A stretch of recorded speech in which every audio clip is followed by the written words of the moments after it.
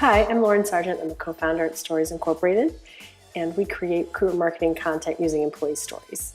So employee stories are the best form of recruitment marketing content, and it's also a best practice. And in fact, if an organization doesn't use employee stories in their recruitment marketing content, so think career sites, Glassdoor pages, LinkedIn pages, social channels, Facebook.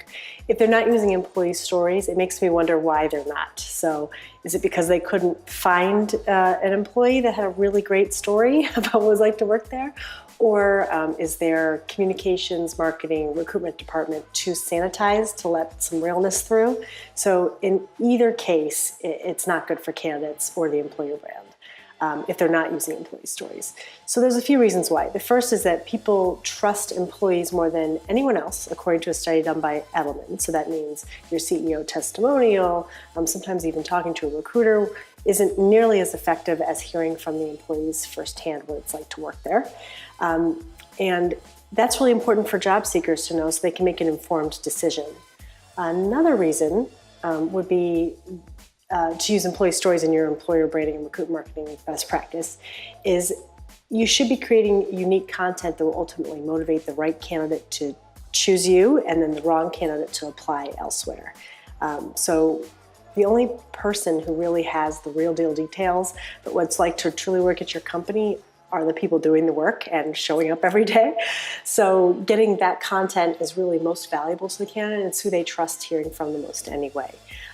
Selecting in and out in the application phase, so all that content that potential candidates are seeing, that being something that people can opt in and out of, it doesn't waste the time of the candidate, the recruiter, and in some cases, entire interview teams. So think about the third and fourth round, where a candidate learns something that they could have learned at the beginning stage and really saved everybody a whole lot of time and effort.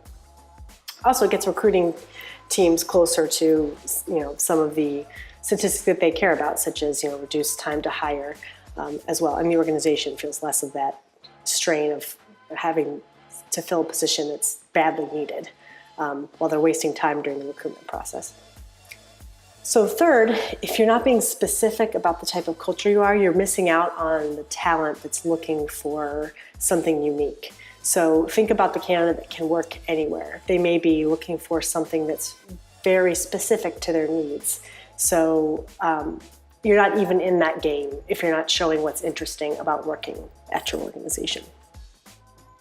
And we actually have a good story for that. So there was a mid-sized government contractor that we worked with, and they couldn't talk about the specifics of what they did because they were in intelligence, but they had really great stories about things the organization had done for its people, very specific stories.